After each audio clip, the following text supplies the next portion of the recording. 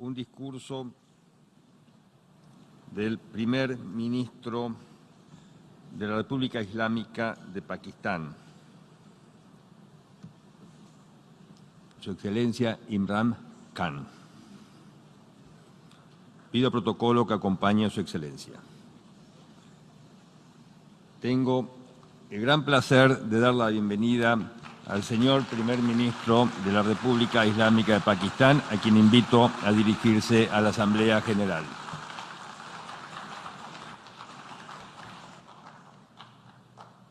Bismillah ar-Rahman ar-Rahim.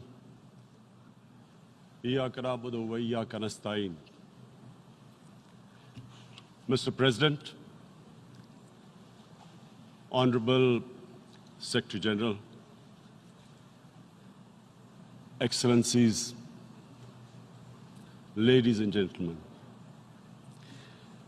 I feel honored today to represent my country at this Forum of World Leaders, where we have a chance to discuss problems that the world is facing. I want to talk about a lot of problems, but just 4 today. And I especially came to this forum despite a difficult time in my country, facing challenges. I would not have come, but because I feel that there are some very urgent problems which the world must address. So first of all, I start with climate change. So many leaders have talked about climate change. But Mr. President, I feel that there is a lack of seriousness. Perhaps world leaders some of the leaders who can do a lot, do not realize the urgency of the situation. We have a lot of ideas, but as someone said, ideas without funding is mere hallucination. Pakistan, I'll give you start with my own country. Our country is amongst the top 10 nations in the world which are most affected by climate change. We depend upon our rivers. We are mainly an agricultural country. And 80% of the water in our rivers comes from our glaciers. The glaciers not just on the Pakistani side, even India. The river, the 80% of the water in Ganges and the Indian rivers also comes from the glaciers, from the Himalayan glaciers, Karakoram, Hindu Kush. And these glaciers are melting at quite a rapid pace. We detected already 5,000 glacial lakes in our mountains. And if this keeps going, if nothing is done, we are scared that humans are facing a huge catastrophe. In my country, when my party came to power in the province of KP, we planted 1 billion trees in 5 years. Now we've set ourselves a target of 10 billion trees in Pakistan. Idea being to counter the effects of global warming. But one country cannot do anything. This has to be a combined effort of the world. My optimism comes from the fact that humans, the Almighty has endowed humans with great powers. We can do anything, provided our survival instinct is stirred up. And this is really what I hope that the United Nations will take a lead in this. There must be more emphasis. Richer countries must be pushed. Countries that are responsible for, mainly are responsible for greenhouse gas emissions. They must be pushed because our country contributes minuscule amount to greenhouse gases. So I feel that the United Nations must take leadership in this. My second issue for me right now is even more critical. Mr. President, every year, billions of dollars leave the poorer countries and go towards rich countries. Billions of dollars siphoned off by the ruling elites of the developing world. And they find their way into Western bank accounts, offshore accounts, tax havens, expensive properties hidden behind companies bought in Western capitals. Mr. President, this is devastating the developing world. This is causing more poverty, debts. It's impoverishing the developing world. The difference between rich and poor countries is growing because of this. Money laundering, which happens because money leaves the poorer countries into rich countries, is not treated the same as, for instance, money from drugs or terror financing. The seriousness which terror financing and money from drugs, the way it is treated, it's not the same. The way the poor countries are being plundered by their elites. It's not happening. In my country, when I took charge of our government a year back, in the 10 years preceding that, our total debt went up 4 times. The debt we had accumulated in 60 years, just in 10 years, it went up 4 times. As a result, the total revenue we collected in 1 year, half of it went into debt servicing. How are we going to spend money on our human beings, 220 million people, when half the money is going into debt servicing? Because our country was plundered by the elites, the ruling elite. And easily they could get the money out. And when, Mr. President, we located properties in Western capitals bought by this money through corruption and money laundering, located the properties of these corrupt leaders, we find it so difficult to retrieve it. That money, if we retrieved that money, we could spend on our human beings. But it's so difficult. The laws protecting these criminals. We do not have the sort of money to have expensive lawyers and spend millions and millions of dollars. We need help from the rich countries. And Mr. President, it's critical. The rich countries must show political will. They cannot allow this to happen. How can the poor countries spend money on human development, which the United Nations asks, SDG? How are we going to do it when this money can easily leave our countries? So, unless the rich countries intend to build walls to stop economic refugees coming as we see right now, they must take action. They must take action now. It must be a deterrent. Corrupt ruling elites should not be able to take money out easily and park it into foreign bank accounts and into these properties abroad. And I never understand why. Why do we have these tax havens? Why is this allowed? Why shouldn't rich people pay taxes?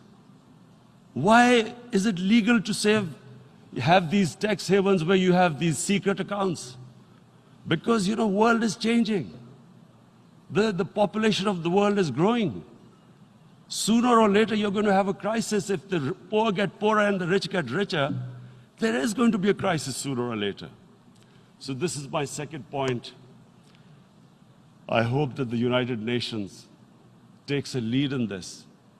It involves the IMF, the World Bank, Asian Development Bank.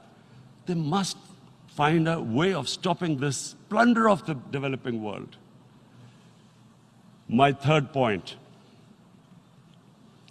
is Islamophobia. There are 1.3 billion Muslims in this world. There are millions of Muslims living in other countries, European countries, and the US as minorities. Islamophobia, since 9/11, has grown at a pace where it is alarming. Human communities live together. There should be understanding amongst them. But Islamophobia is creating a division. Muslim women wearing hijab, it's become an issue. It's become an issue in some countries. Hijab is some sort of a weapon. A woman can take off her clothes in countries, but she can't put on more clothes. How is this happening? Because of Islamophobia. And how did this Islamophobia start? After 9/11. And why did it start? Because certain Western leaders equated terrorism with Islam. Islamic terrorism. Radical Islam. What is radical Islam? There is only one Islam, and that is the Islam we follow of Prophet Muhammad sallallahu alaihi wasallam. There is no other Islam. Radical Islam, Islamic terrorism, what message did they send to people in the West, and why is there Islamophobia? How is a person in New York, in the Midwest, in the US, in European capital, how is he going to distinguish between who is a moderate Muslim and who's a radical Muslim? Because terrorism has nothing to do with any religion. This Islamic terrorism, Islamic radicalism, and sadly used by leaders, this has been the main reason for this Islamophobia.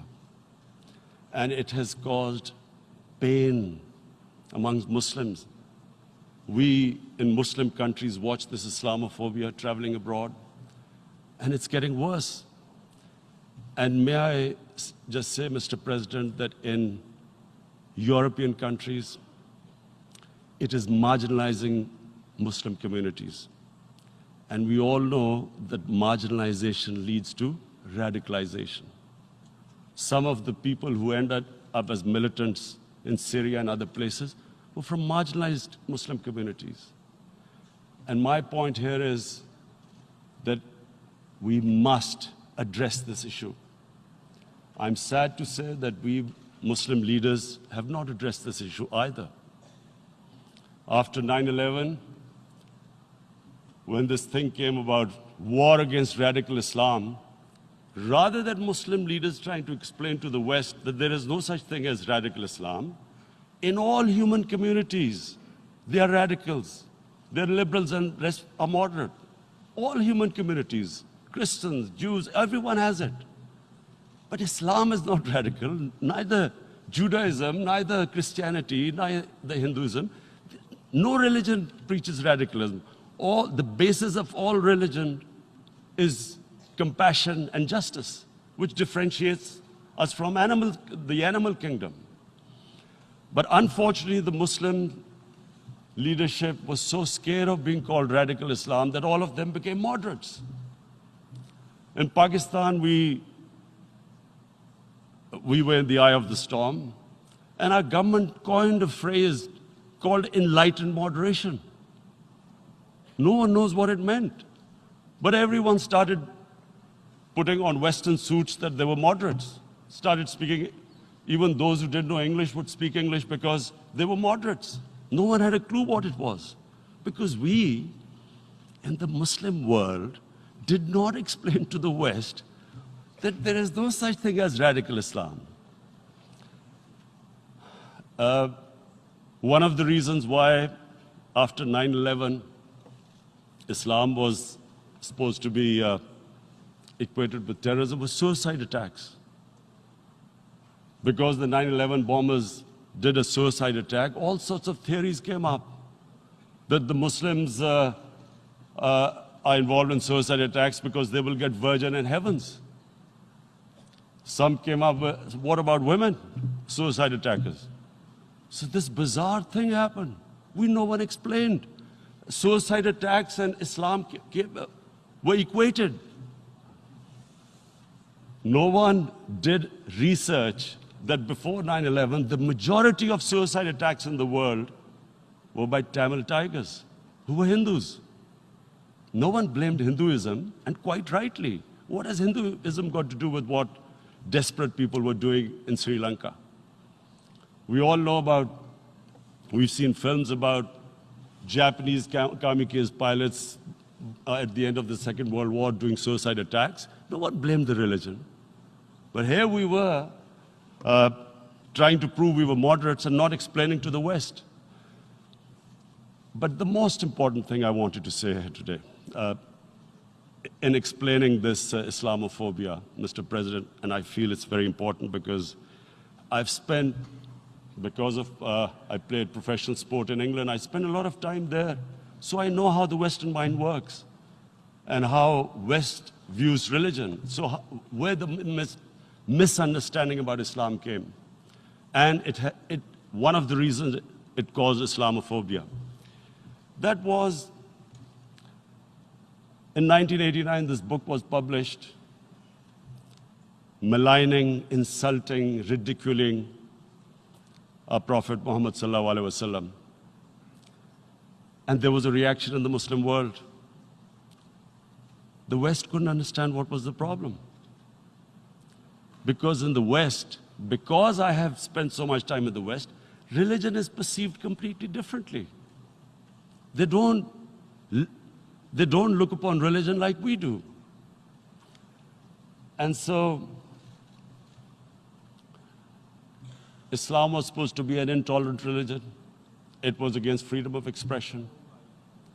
And Islam took a real beating 30 years ago. I still remember it became a watershed.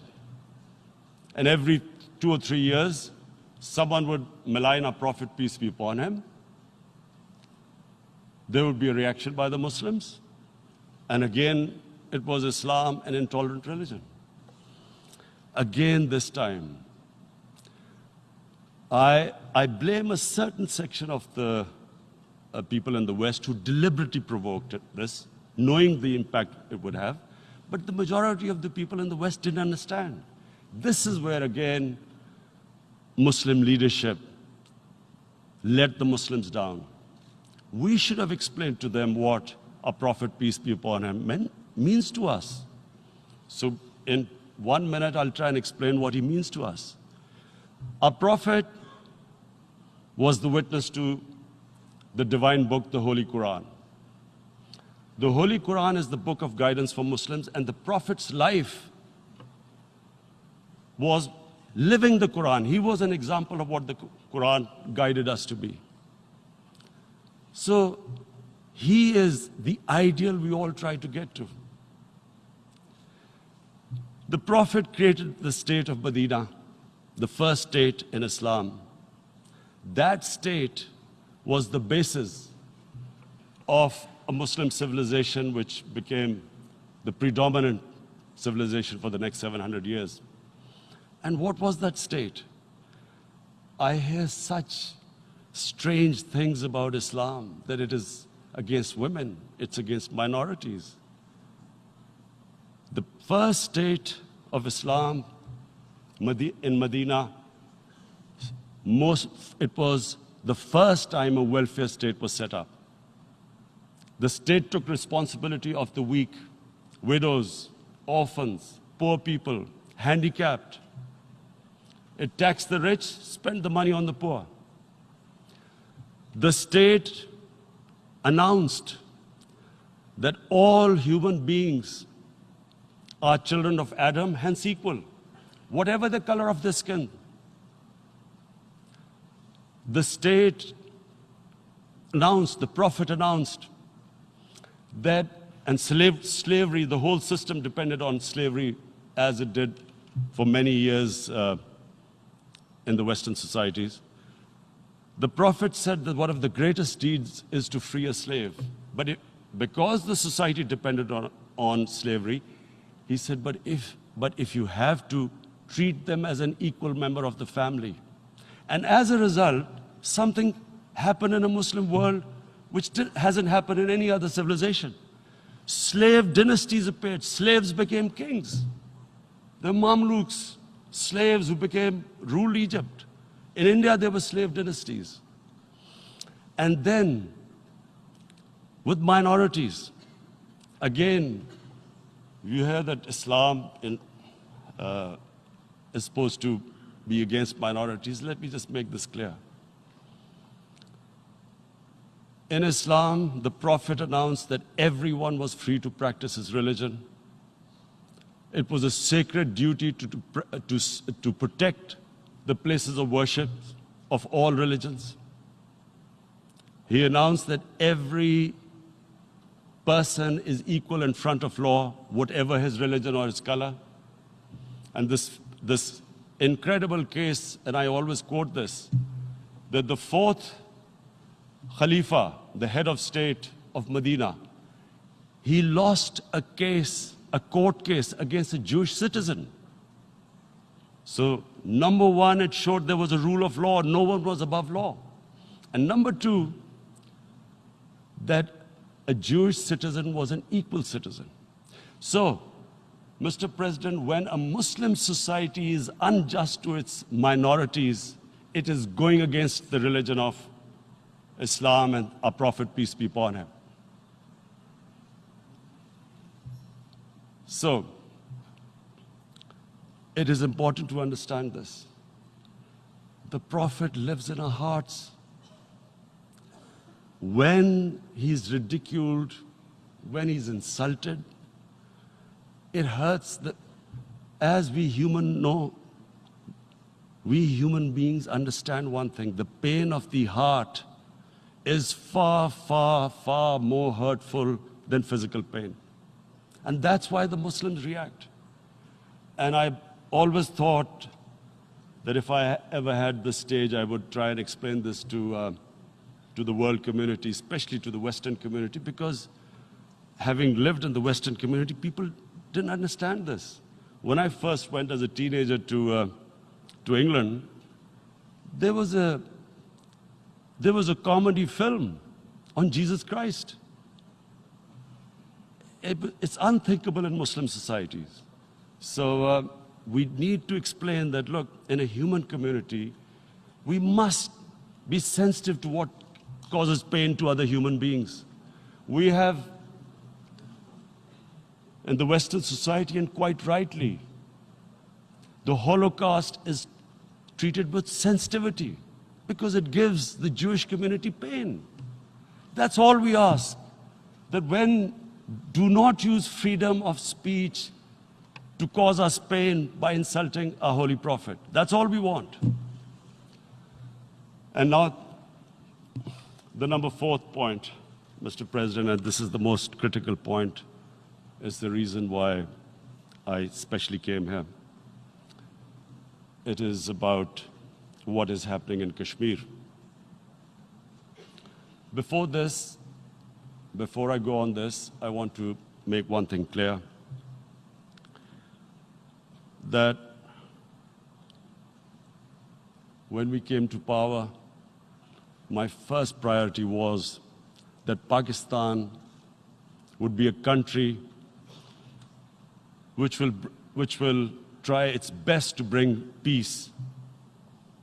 We had been through this war on terror.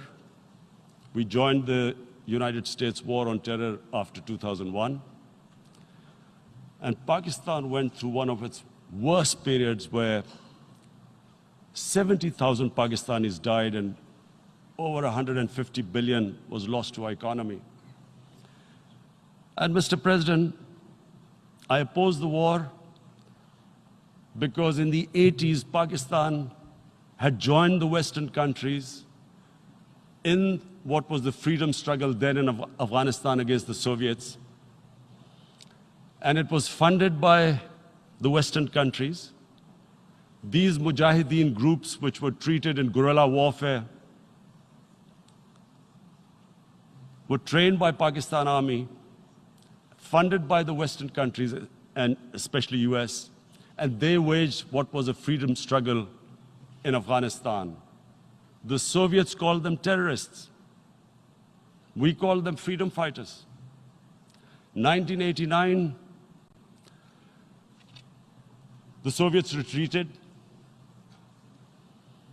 The Americans packed up and left. Pakistan was left with these groups. Come 9/11, Pakistan joined the United States in this war on terror. And now our government was supposed to, the reason why I opposed joining this war, because here we had indoctrinated them in jihad, meaning freedom struggle against foreign occupation. Now, because we had joined the US, and the US had occupied Afghanistan, now we were supposed to tell them that, no, this is not freedom struggle and jihad, it's terrorism. So that's why I tried to tell then government that, stay neutral, because you will have leverage over them. You will be able to control them. But if you join them, you become collaborators, and they will attack you, which is what happened. They turned against us. We went through a nightmare. 70,000 people killed in a war we had nothing to do with. No Pakistani was involved in 9/11. Taliban were in Afghanistan. Al-Qaeda was in Afghanistan. What had we to do with it? 70,000 Pakistanis died. So when we came to power, we decided that we would dismantle what was left of these groups. And this decision was taken not just by us, but by all the political parties in Pakistan. Unfortunately, they didn't implement it. So we came to power, we decided to implement it, and we dismantled whatever was left of the groups. And I know that India keeps accusing us that there are these groups there. I would like the United Nations to send observers, see for themselves what we've done. No Pakistani government would have dared to do this because it would have created strife. But we decided that there would be no militant organizations in Pakistan. So I need to give you this background and to what I'm going to say later on. And secondly, we started mending fences. I invited the Afghan president. We developed a relationship with Afghanistan. We had problems with Iran. We mended fences there. And then India. Now let me just give you a little background about my relationship with India. Because of cricket, and cricket being it's a passion in the subcontinent, I had great following in India. I have friends in India, and I loved going to India. So immediately, when my party came to power, the first thing we did was to immediately reach out to India. And I spoke to President Modi and I said, look, we have similar problems. Climate change, poverty, let's get together. Let's resolve our differences through trade. Let's build a relationship on trust. Prime Minister Modi told me that, there were terrorist attacks from Pakistan. I said, we have problems with you. There are terrorist attacks which we know are instigated by India in Balochistan. We caught a spy, Kulbhushan Yadav, who admitted what the sabotage going on in Karachi and Balochistan. So we said, look, let's leave that behind. Let's move forward. Our main priority should be our people. The highest number of poor people live in the Indian subcontinent. Unfortunately, didn't make any headways. Our foreign ministers were supposed to meet on this in the UNGA last year. India canceled it. We thought that it's their election coming up. It's a nationalist, ultra-nationalist party. it doesn't want to cozy up to Pakistan. So we thought, okay, we'll wait till the elections. Meanwhile, a 20-year-old Kashmiri boy, whose father said was radicalized by the security forces in Kashmir, blew himself up on an Indian convoy. Immediately, India blamed us. I spoke to the Indian public on television. I said, if you give us any iota of proof, we will immediately take action, because we've clamped down on these groups. Rather than sending us any proofs, they sent their jets in, they bombed us. We retaliated. A jet, 2 of their planes were shot down, 1 pilot bailed out in Pakistan. We immediately returned the pilot, saying that, look, we do not want any escalation. Rather than taking that as a peace gesture, the entire campaign, almost the entire campaign of Mr. Modi in the election was how he had taught Pakistan a lesson that jets had killed 350 terrorists. Complete lie. They had just killed about 10 trees of ours, which was quite painful given that, we are growing all these trees. He then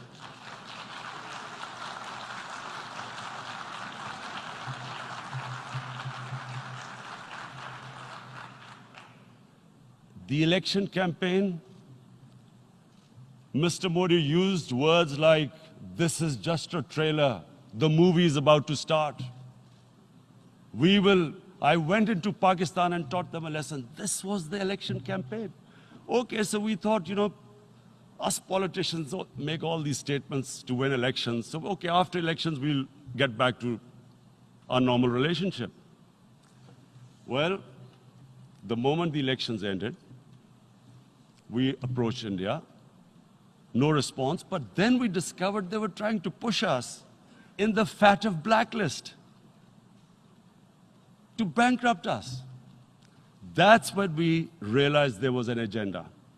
And that agenda became obvious on the 5th August when India went against 11 United Nations Security Council resolutions, which say that Kashmir is a disputed territory and the people of Kashmir have the right of self-determination. They went against that. They went against Simla Accord, which is about bilateral, sorting out our differences through bilateral means, went against that. They actually went against the Indian Constitution. Illegally, they revoked Article 370, which gave Kashmir the special status. They got an extra 180,000 troops there. Total number of security forces in Kashmir now are 900,000. And they put 8 million people of Kashmir under curfew.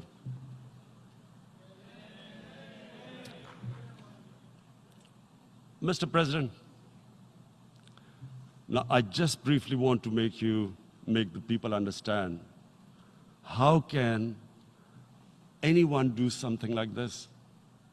And for that, I have to explain to you what is RSS. RSS, Mr. Narendra Modi is a life member of RSS.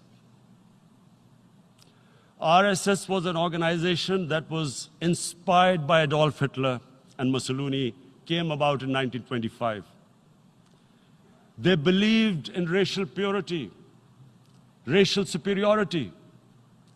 They also believed they were an Aryan race like the Nazi believed they were an Aryan race. All that I'm saying can be verified. This is the time of information revolution. You can Google all this, what I'm saying. But it is very important for me to explain this to you so you know what is happening in India. This RSS believed in the ethnic cleansing of Muslims from India. At one point, there was racial superiority of the Hindu race. Secondly, it was hatred for the Muslims and for the Christians, because they believed that this golden age of Hindu civilization was stopped because of Muslim rule centuries back and then the British rule of India. So it was racial superiority and hatred for Muslims and Christians. This is openly stated. You look at the founding fathers of RSS, Golwalkar and Savarkar. Just Google them and you'll find out.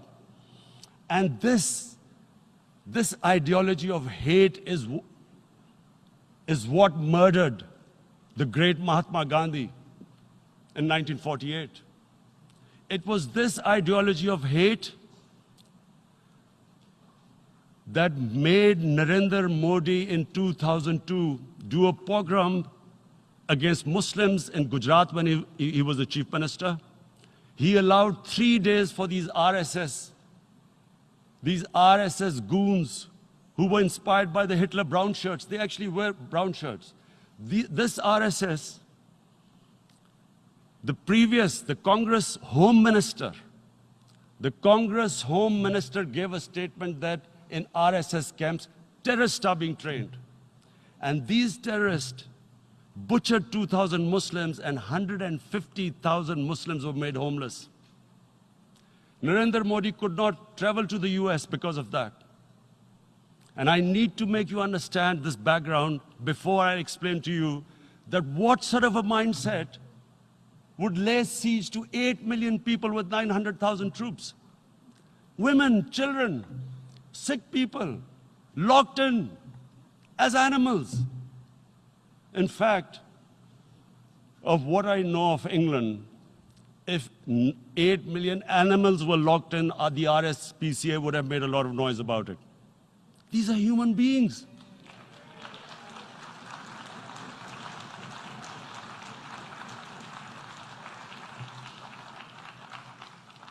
And Mr. President, what comes with racial superiority, these illusions of Aryan superior race, is arrogance.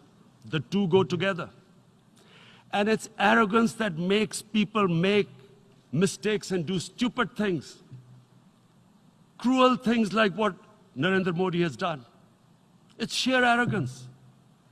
And it's arrogance that has blinded him from the fact that what is going to happen when the curfew is lifted? Has he thought about it? This hasn't been thought through. What is he going to do when he lifts the curfew? Does he think that people of Kashmir will quietly accept the status quo because India has changed the constitution and taken away the special status? They'll accept that? Mr. President, 100,000 Kashmiris have died in the past 30 years because they were denied the right given by the United Nations, the right for self-determination. 100,000 have died and 11,000 women have been raped. There are two United Nations human rights reports on this. The world hasn't done anything because India is a huge market, 1.2 billion people. Sadly, the material prevails over the human. But this has serious consequences. Again, I repeat, that's why I'm here. Look, what is going to happen when the curfew is lifted will be a bloodbath. The people will come out. There are 900,000 troops there. They haven't come to, as Narendra Modi says, he's done this for prosperity of Kashmir. This is supposed to be for the development. These 900,000 troops, what are they going to do when they come out? There'll be a bloodbath. Has he thought it through what happens then? Mr. President, has anyone thought that what happens when there is a bloodbath? What do you think the impact will have on people of Kashmir. What do you think they will think? The way they have been boxed in their houses, treated like worse than animals, no rights. Thousands of all the political leadership has been arrested, taken out of Kashmir. Even those Kashmiri leaders who were pro-India have been taken out.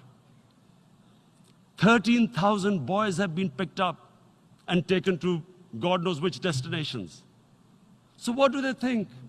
What will the people of Kashmir do when they lift the curfew?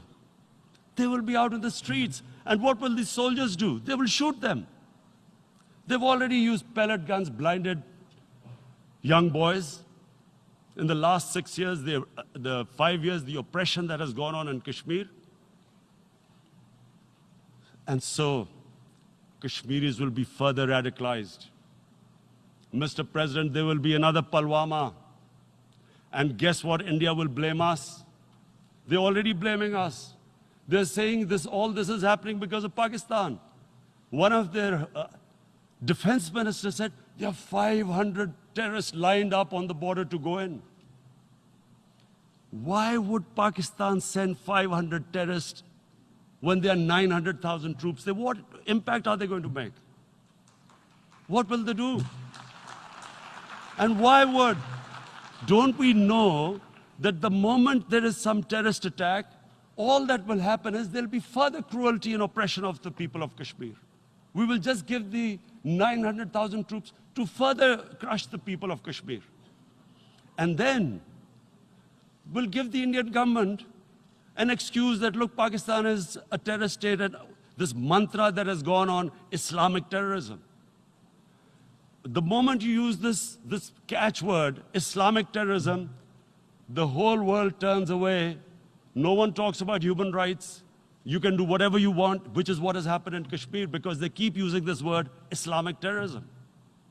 And this is what they're doing right now. What do we benefit from further increasing the cruelty on the people of Kashmir? And why would we want this?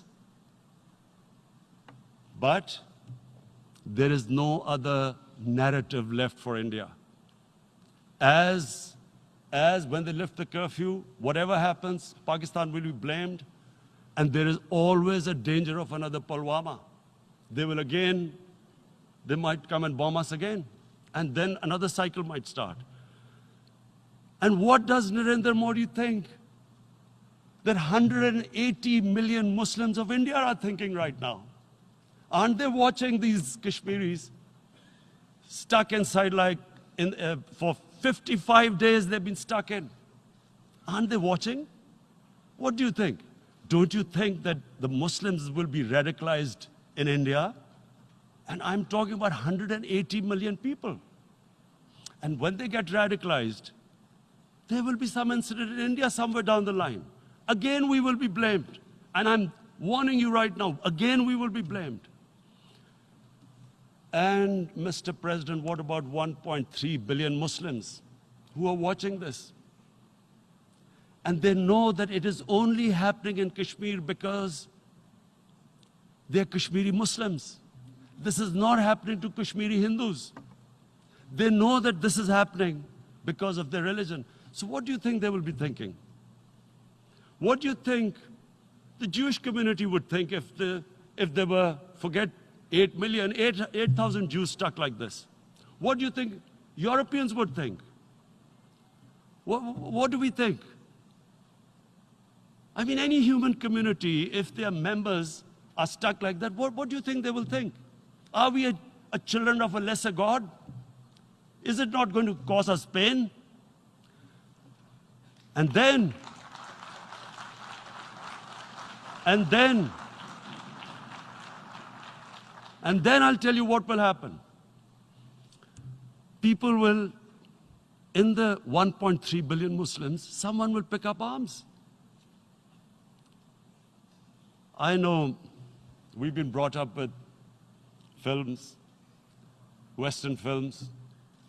This good, decent guy doesn't get justice. He decides to pick up a gun and start seeking justice. There was a film made in New York, famous film called Death Wish. This guy gets mugged by and his family, his wife gets killed or something. He can't get justice. He picks up a gun and he goes around shooting muggers. And the whole cinema cheers him on. So what do you think the Muslims are thinking right now? If there is a bloodbath, there will be Muslims becoming radicals, not because of Islam, but because of what they will see, that there's no justice when it comes to Muslims. There were Rohingya Muslims, Myanmar, who are, God knows, almost 1 million people out, ethnic cleansing.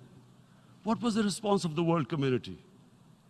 So what do you think will be the response of 1.3 billion Muslims? I picture myself. I'm in Kashmir. I've been locked up for 55 days. I have heard about, and there are rapes, Indian Army going into homes, soldiers. Would I want to live this humiliation? Would I want to live like that? I would pick up a gun. You're forcing people. You are forcing people into radicalization. When people lose the will to live, what is there to live for? And this is what, if you can do this to human beings, you are actually radicalizing people. And so, Mr. President, I want to repeat here, this is one of the most critical times. There will be a reaction to this. Pakistan will be blamed. 2 nuclear-armed countries will come face to face like we came in February. And before we head in that direction, the United Nations has a responsibility. This is why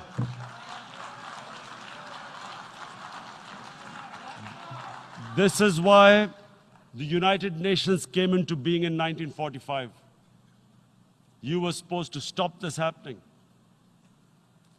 I feel we are back to 1939, Munich.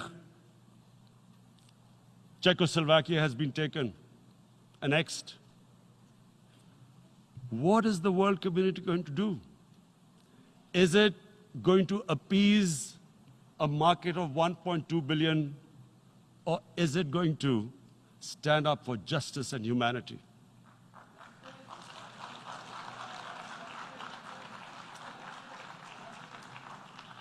If this goes wrong, you hope for the best, but be prepared for the worst. If a conventional war starts between the 2 countries, Mr. President, if a conventional war starts, and anything could happen, but supposing a country 7 times smaller than its neighbor is faced with the choice, either you surrender or you fight for your freedom till death, what will we do? I ask myself this question. And my belief is, La ilaha illallah, there is no God but one. And we will fight. And when